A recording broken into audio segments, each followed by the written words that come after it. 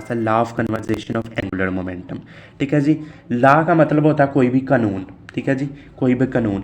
Conversation का मतलब होता है कि कोई भी तब वो कानून है वो हमारे पास तब्दील नहीं हो रहा। ठीक है जी, लॉ का भी और कन्वर्जेशन का एक ही मतलब होता है कि जो हमारे पास कानून फिक्स है वो फिक्स ही रहेगा, इसमें कोई तब्दीली नहीं आएगी। ठीक है जी, तो एंगुलर मोमेंटम हमने जो पिछले लेक्चर में पढ़ा था वो कहता है कि कोई भी लॉ है किसके लिए, एंगुलर मोमेंटम के लिए, जिसे हम कहते हैं law of conservation of angular momentum. ये हमारे पास होता क्या है, आसान सा टॉपिक है, छोटा सा टॉपिक है, अगर आप इसको समझ लेंगे ना आपके लिए बहुत आसान है। ठीक है जी, if on external torque act on a system, किसी भी सिस्टम पर, किसी भी बॉडी पर बाहर से हम जो टार्क एक्ट करते हैं, जो कोई फोर्स एक्ट करते हैं, ठीक है जी, कोई फोर्स एक्ट करते हैं। देखें, if on external torque act on a system then the total angular momentum of the system remaining constant. वो कहता है कि जब किसी जिस्म पर हमने बाहर से कोई टार्क एक्ट किया, एक्सटर्नल टार्क एक्ट किया किसी भी सिस्टम पर, और जो उसकी टोटल एंगुलर मोमेंटम है और ये आपस में सेम रहे, कांस्टेंट रहे, इसे हम कहते हैं कि law of conservation of angular momentum. आगे बात समझ में। वो कहता है कि कोई भी एक्सटर्नल टार्क है, मिसाल के तौर पर ले लें कि कोई भी आपके पास कोई बॉडी सर्कुलर पाथ में घूम रही है, तो अगर उसके दरमियान में हमारे पास कोई रुकावट हम रख दें, ठीक है जी, सपोज कर लें कि हमारे पास ये कोई बॉडी है, ये सर्कुलर पाथ में ही हमारे पास घूम रही है।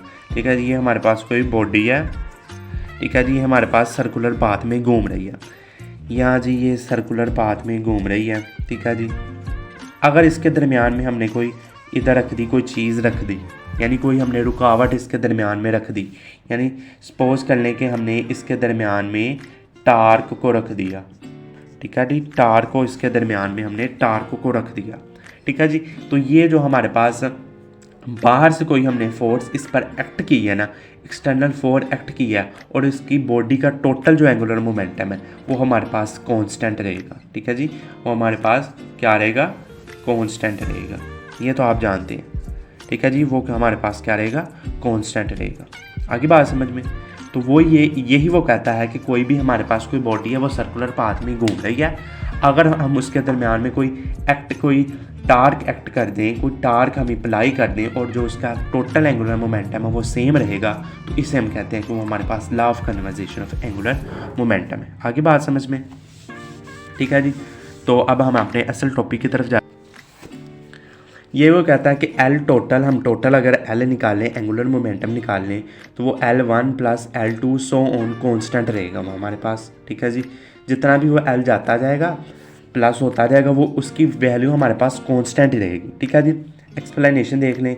The effect of law of conservation of angular momentum is apparent if a single isolated spinning body, वो हमारे पास कोई सिंगल आइसोलेटेड स्पिनिंग बॉडी है, चेंज इस moment of inertia, moment of inertia, वो कोई बॉडी अपना मोमेंट ऑफ इनर्शिया चेंज कर ले, तो हमारे पास उसका जो क्या नाम है एंगुलर मोमेंटम रहेगा वो सेम ही रहेगा। ठीक है जी, आगे बात समझ में। तो इसी तरह वो कहता है कि L1 इज इक्वल L2, यानी मोमेंट ऑफ इनर्शिया 1 और ω1 इज इक्वल I2 और ω2, ये हमारे पास वो कहता है। ठीक है जी, तो ये छोटा सा टॉपिक था। अब ये मिसाल के तौर पर हम समझ लें कि कोई मैन है, कोई आदमी है, वो हमारे पास करता भी यानी सर्कस में काम करता है, तो वो किसी ऊपर वाले बॉडी के बोर्ड के ऊपर अगर ऊपर चढ़े बोर्ड के ऊपर, तो ऊपर से छलांग लगाकर घूम घमा कर वो नीचे पानी में आके गिरे, तो वो कहता है कि इसका भी जो हमारे पास एंगुलर मोमेंटम है वो भी कांस्टेंट रहेगा।